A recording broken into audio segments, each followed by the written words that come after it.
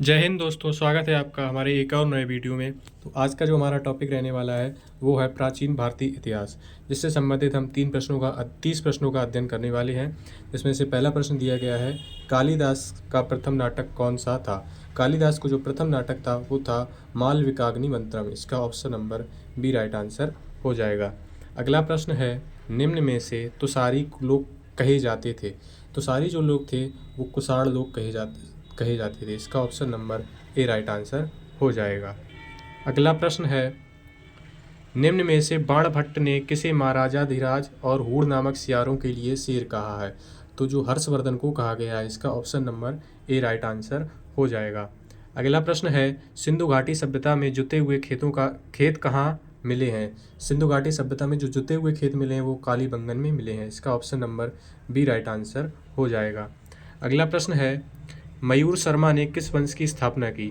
मयूर शर्मा ने जो वंश की स्थापना की वो कदम वंश था। इसका option number C right answer हो जाएगा। अगला प्रश्न है, भुवन चक्षु किससे संबंधित था। भुवन चक्षु जो था वो अग्नि से संबंधित था। इसका option number B right answer हो जाएगा।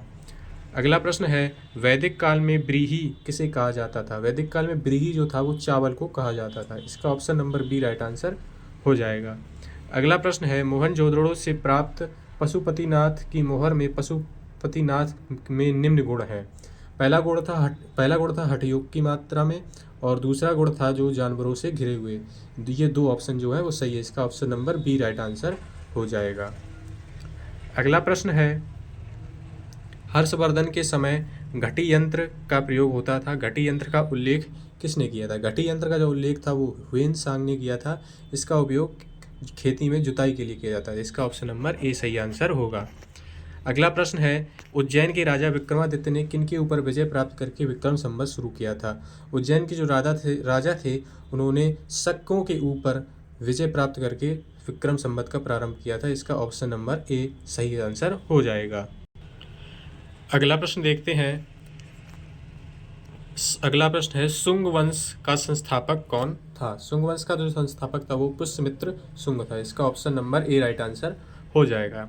अगला प्रश्न है, तृतीय तमिल संगम का अध्यक्ष कौन था। तृतीय तमिल संगम का अध्यक्ष जो था वो था नक्कीरर। इसका option number A right answer हो जाएगा। अगला प्रश्न है, निम्न में से कौन सा वेदांग छंदों के बारे में बताता है। वेदांग जो है वो वेदों को व्याख्यात करने मतलब वेदों की व्याख्या करने के लिए वेदांग बनाए गए थे, जिनकी संख्या 6 थी, जिनमें से एक वेदांग जो है वो छंद है। इसका option number D right answer हो जाएगा।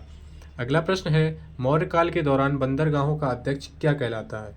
मौर्य काल के दौरान बंदरगाहों का अध्यक्ष जो था वो पट्टानाध्यक्ष कहलाता था। इसका ऑप्शन नंबर ए सही आंसर हो जाएगा। अगला प्रश्न है, अशोक का कौन सा अभिलेख 2 भाषाओं में है। अशोक का जो कंधार अभिलेख है वो 2 भाषाओं में है। इसका option number C right answer हो जाएगा। अगला प्रश्न है, गुप्त काल के दौरान स्वर्ण सिक्कों की कमी और गुप्त काल के बाद स्वर्ण सिक्कों की कमी का क्या कारण था। तो जो ऑप्शन नंबर डी है, व्यापार में कमी की गिरावट आई थी, यही इसका असली कारण था। इसका option number D right answer हो जाएगा।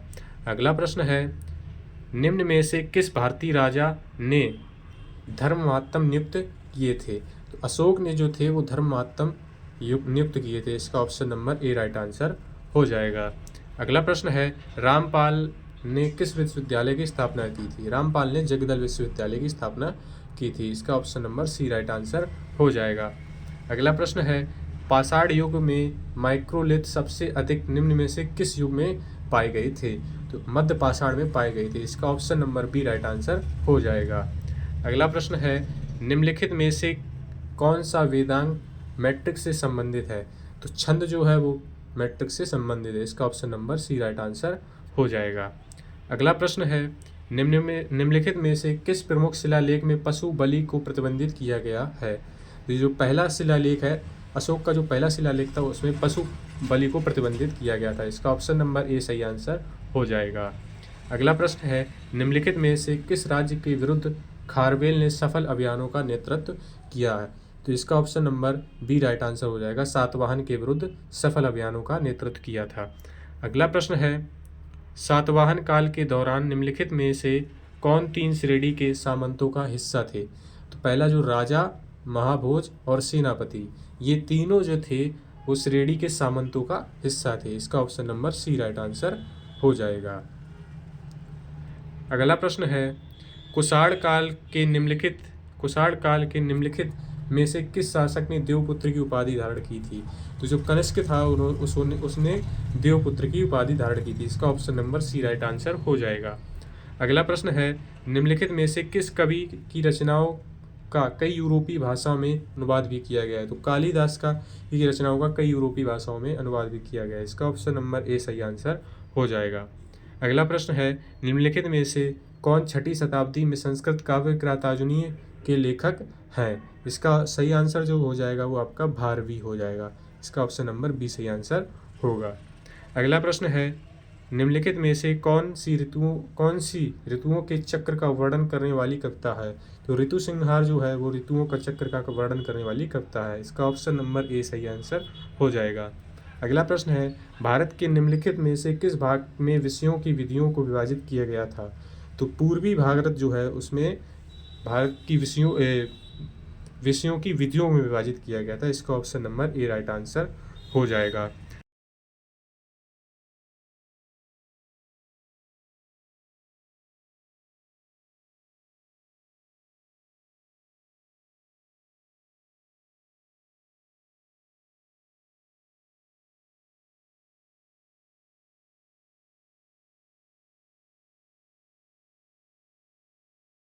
अगला प्रश्न दिया गया है, निम्नलिखित में से किस राजा को मौखरी वर्चस्व का वास्तविक संस्थापक माना जाता है?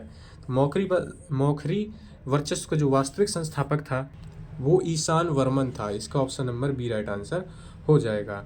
ये थे हमारे 30 क्वेश्चन प्राचीन भारत के इतिहास से रिलेटेड।